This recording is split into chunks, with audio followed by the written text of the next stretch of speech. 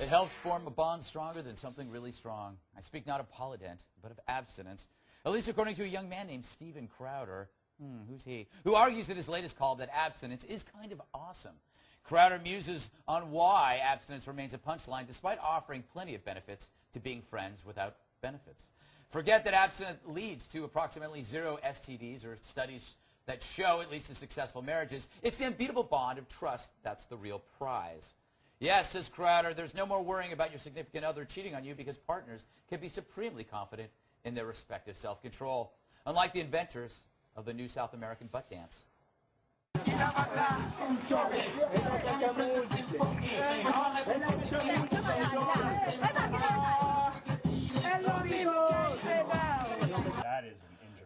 That is just unusual. I think you got a concussion. That'll put me off sex forever. Steve, here's my question. It's admirable. When do you stop?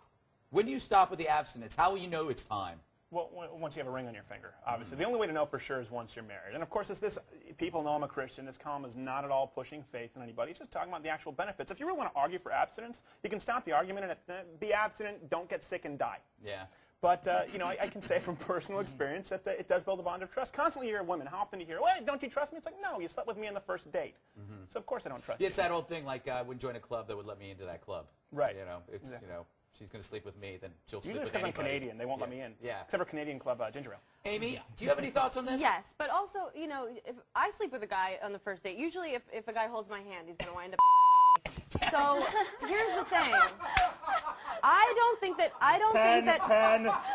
don't think that women should use sex as a bargaining chip, and a lot of them do.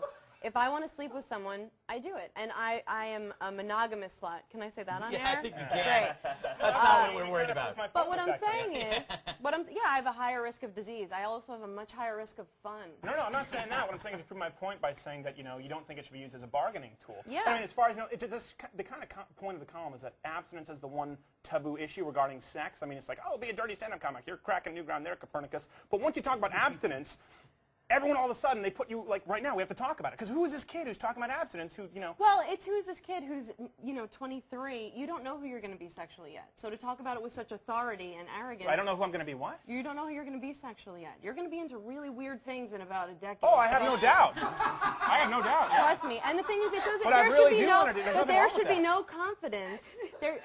And you know, you slip by the dirty comedian thing. But honestly, you call yourself a comedian, but you don't do it that much. Like I go fishing a couple times a year, but I don't introduce myself on TV as a fisherman. Wow. Well, it's not really personal for a concept about abstinence. I'm saying the whole point is that someone can get up on stage, we even talk about it in the column, and talk about anything dirty that they want. But the second you mention abstinence, people, they pucker with discomfort, like, oh, no, we can't talk about this, and you're vilified as judgmental. Statistically, it's the healthiest thing to do. It is conducive towards a better marriage by a 25% spread, both physically. It only takes that one person, though, and there's no contract that the person's not going to cheat on you because they're abstinent.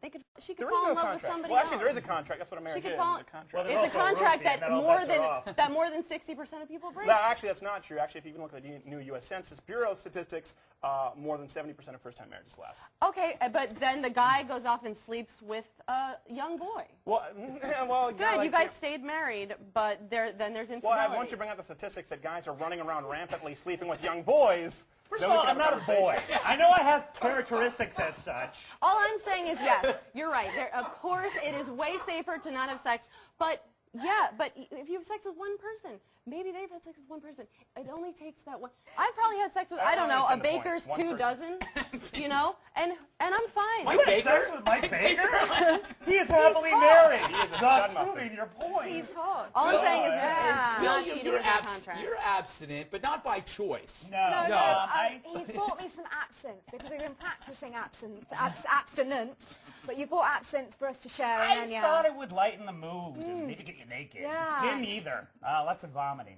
Sorry. I would like to say that even though I'm not as absent by choice, Teardrop, I thought it was a great column, and I thought he made some very good points. And there is a point to be made about how the fact that really the only taboo left is this. Yeah. I mean, there's really nothing left that'll get your shock factor up. Yeah, no, it's true. And also, you know what? Your mom always said, Imogen, your mom always said, if you want respect, don't put out. Exactly. So there is, I mean, it's something that's handed down, and until you have kids, you might find yourself saying that. And right? I do put it in my book. It's gone around the world, and I do, on one level, talk a bit about abstinence, but more like, a few dates. I'm not saying act like someone out of Jersey Shore if you want a long-standing relationship. I do put that top tip in my book. Yeah.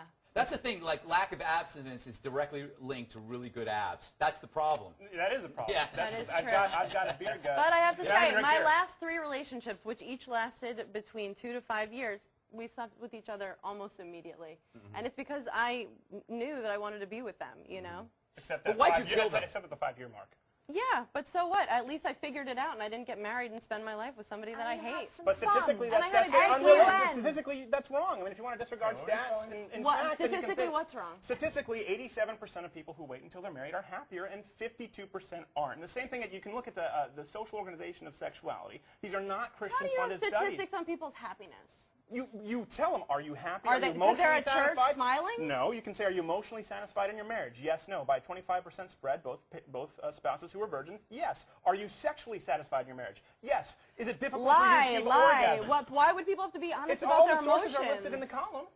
Every single source listed. These are things that have been used by the Kinsey Institute. What I'm saying is, who cares what they said? A lot of people say they have happy marriages, even in therapy, when they're miserable. So the 25-point spread doesn't matter because only the people who would be lying would be the people who are abstinent?